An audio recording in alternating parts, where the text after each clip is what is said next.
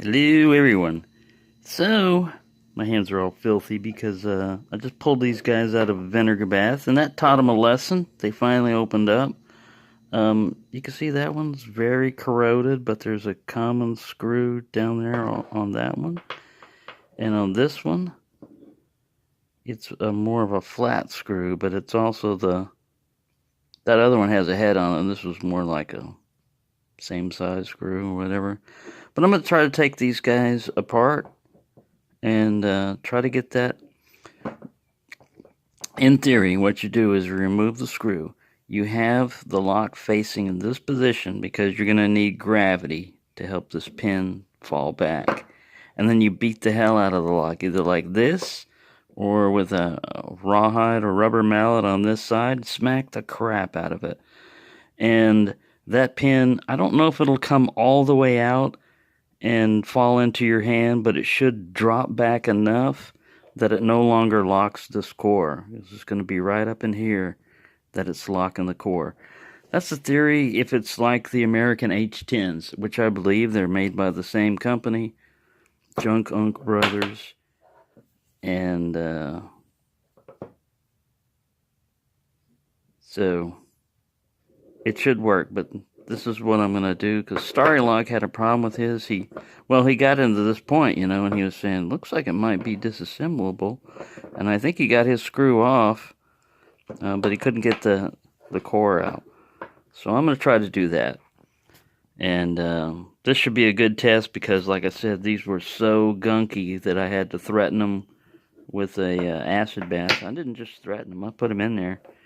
And these things were at one time plated. Let me see if I can. This other one over here says, you can see that hardened on it, and you can see some of the remaining chrome tried to survive, but underneath, man, weather just took its toll on these guys. I cleaned this guy up a little bit. I'm gonna clean this guy up a little bit. He's got some numbers up there, K784418.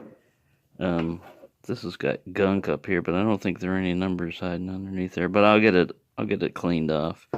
First, I want to get in here and find out what's going on. With all that rust and corrosion, I might strip out the head, but it doesn't matter. If it messes up, it doesn't matter, because it'll still work. It'll lock and close, and there won't be any problem with it. But yeah, wafer locks. This one here, this one opened up pretty quickly. This one here put up a fight.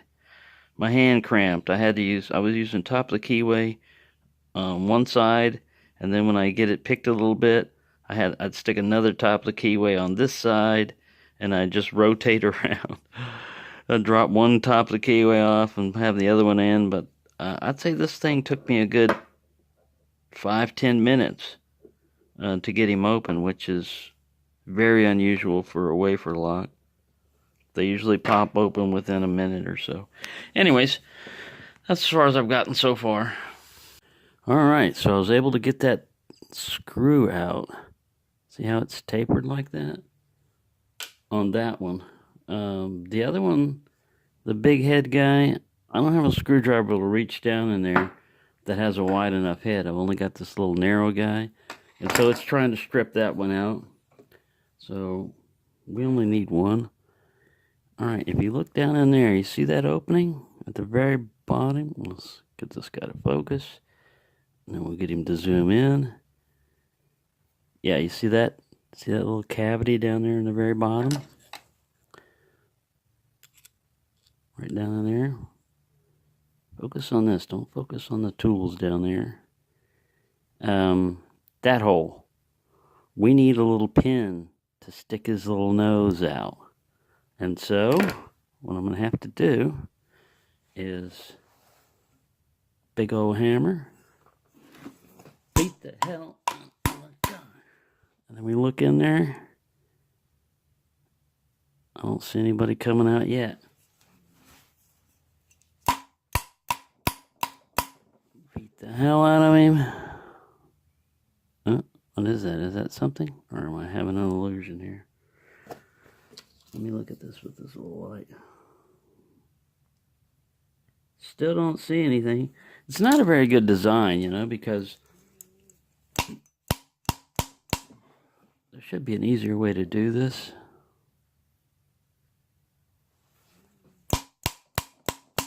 But that's what's supposed to happen. A little pin, you know, when it was originally made and before all this gunk and crap was in here, gravity, there's no spring or anything, gravity would allow that little pin to fall just back enough that the lip is no longer catching and holding the core. But you really got to smack the crap out of it. I'm going to go put it in the vise and beat the hell out of it some more. But it's no wonder you can't get those out easier. You look in there and say, I wonder what that screw was covering, because nothing's there. It's that damn pin stuck way up in there. Okay, we've had success. See the little pin? I had to put this in a vise and smack the hell out of it. Like 4 or 5 good heavy hits. And you saw me tapping on it before. It wasn't enough. It wasn't enough to do that. So once you get that there, you don't have to take that pin all the way out. Now the core is free, in theory. And we can, if you had a key, you could use it to pull it out, but I don't have a key. So I'm using a screwdriver. You can see it kind of wedging. It's coming.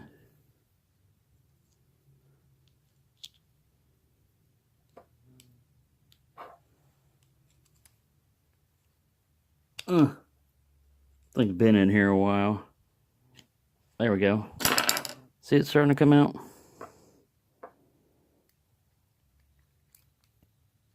And there's your core.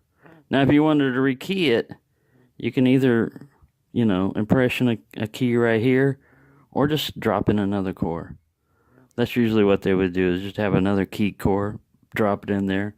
Then, I guess assembly is reverse of that. I'm going to clean that little pinhole out a little bit and clean the insides out, but that's what it takes to get in those. They are replaceable, so it's been a long process, but there you go, Starrylock. That's a wafer lock. And all it is there are recesses in the core here. You see these cutouts? That's how a wafer lock works. These wafers are under spring pressure. Excuse me, I got wheezing going on in my lungs. But as long as they're sticking up like this, they won't move. They've got to basically be, you know, flush to allow the cylinder to turn. And that's all it is to a double-sided wafer lock. And how to take one apart? Putting it back together is just the reverse of that. But since you've got it apart, since I've got it apart, I'm going to clean it up. And I'm probably going to leave the core out, because you can buy replacement cores. And here's your core limiter right there. That pin also acts as a core limiter. So it holds the core in place and it limits the rotation. So it's a dual function type of purpose. But there you go. I hope you enjoyed that. And prepare to get messy if you do this. Vinegar works really well. Like I said, I soaked this guy in vinegar and it helped cooperate. This one, like I said, that big head there, I'm going to have to use a bigger screwdriver. You're just asking for it when you use a small screwdriver, and you can see the tip has been twisted. When stuff like that starts going on, you need to get a bigger screwdriver. Now, this whole kit right here that I got, it's got an extension and everything, but look at the size of the extension. Bonk. I mean, he might go down in there. He's recessed enough. He might go down in there and get it with a bigger size screwdriver, but anyway, there you go. Hope you enjoyed that, and happy picking, everyone.